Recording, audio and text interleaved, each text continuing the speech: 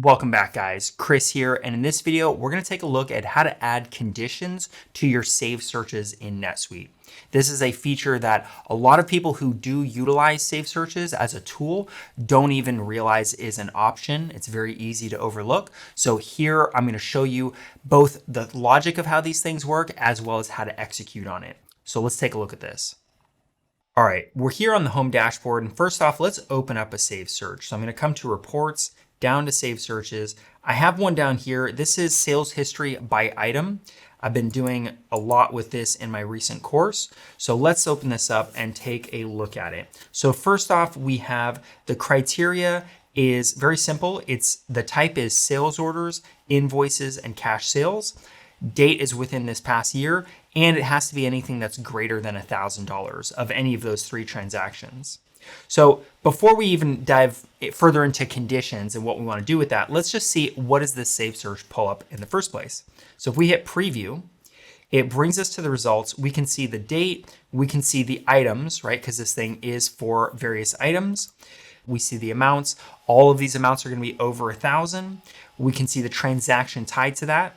In each case, it's either an invoice, a sales order, or a cash sale. And we've got some other information on the right. So that's what we're starting with. Now let's take a look at conditions. And the first thing to understand is just the basic concept of a condition.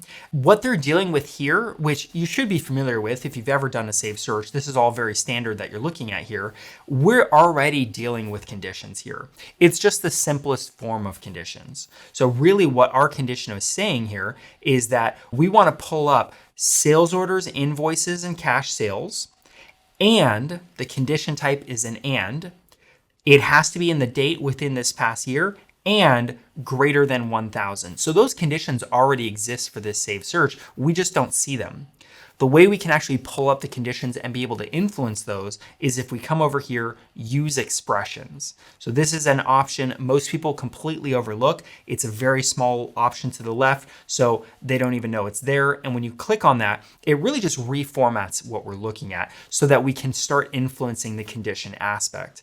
And this is where we can see the fact that we have been dealing with it.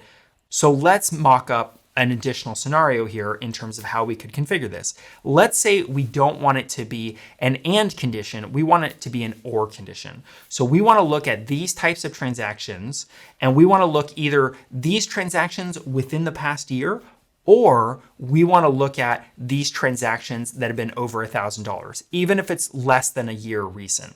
So either one of those, we want all of those transactions to appear. So to be able to set this up, what we need to do is we really need to start almost like if you're writing it out on a piece of paper, we want it to look like a condition formula. The way to do that is you need to start off, generally speaking, you want to start off with the parentheses.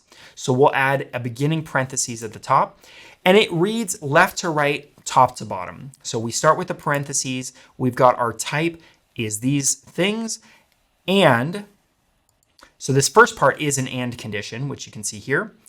We want the date within this year, and that's where we want to end off the parentheses. So we're going to come here, we're going to do an ending paren.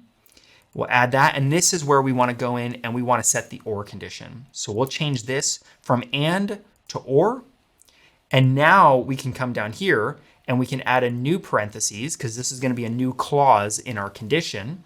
We can add another parentheses saying that the amount has to be greater than 1,000, but we now need to newly add the type. We have the type up here, but we don't have it within this parentheses, so we need to add that on. We'll come down here and we'll put an add condition. We'll hit OK, and then here we'll put in another type, and we'll do the same thing we have above. So I believe it was cash sale, and we can come down here to invoice, and it was sales orders. So sales orders here, we can hit all of those. And you can't see it immediately, but we'll see it in a second. What we need to do to finish this off is we need to come over here and we need to do the closing parentheses. So you can see those all filled in. We have the closing parentheses. So now we can look at our whole formula, which it's not always easy to get a visual perspective. I generally find if you're writing it out on paper or in an Excel grid, that's a bit easier to think with the whole formula. So with this set, let's now do a preview of our new saved search using conditions. We'll hit preview on that, and it pulls up.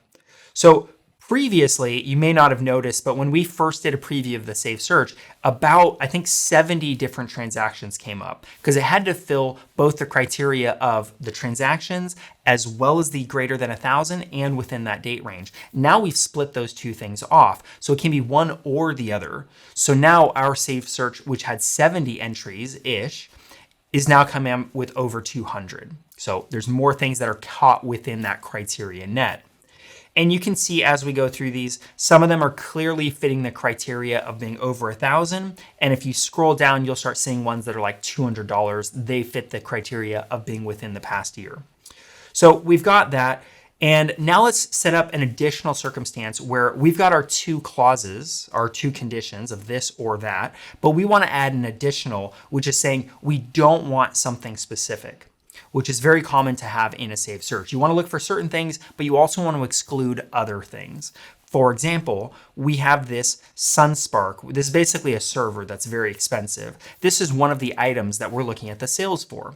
But for whatever particular reason, we don't want this search to include any kind of transactions dealing with this server. We want to exclude it entirely because maybe it's a totally different revenue stream and it's really just not a helpful metric when we're looking at this other information. So we're going to try to exclude the inventory SunSpark that we're looking at here from this search, and we're going to do that by coming back to the criteria. We'll come down here. We have our search as it is, but we're going to add a not. So we're going to come in here and we're going to say item. And in our items, we're going to come down to inventory, and we've got our SunSpark right there. So I'm going to click on that and I'll hit set. And we've got that set now. So on this thing, you can see it says yes. And I know it's a little confusing. It's almost like a double negative where it's saying it is yes, that it is not supposed to be included within this search. And now what we need to do is we need to specify that even if the first two conditions that we had, which is recent in a year or over 1,000, both of those still need to occur, meaning one or the other. But even with either one of those occurring, we don't want either one of them to be related to a SunSpark. So the way we're going to do that is we're going to encapsulate both of those conditions within additional parentheses. Again, just like if you're writing out a basic mathematical formula, that's how you would do it. So we're going to come in here and we're going to change this starting parentheses to a double paren. We'll hit OK on that. Now this parentheses is fine because it's still that first clause. Then we hit or, then we have the second clause or condition in our formula. But now we need to end this off with a double paren. So that way both of those are in parentheses, and then it's going to be this and. Because it's going to have to fit one of those two criteria, and it's going to have to not be our SunSpark, which we have listed out here. So with all of this listed out, now let's come over and hit preview. And you can see the total over here is 197. So it looked like, I guess, about 15 SunSpark transactions were previously included in the search that are now excluded based on that additional parameter that we added to the conditions. And that's it on how to use conditions for your Save Searches in NetSuite. If you found this video helpful, please hit that like button. Subscribe if you want to see more videos like this. And if you want full-fledged content on NetSuite, check out the link below where I have over 18 courses, both by role, by area, and for specific NetSuite certifications. So with all of that in mind, I'll see you in the next video.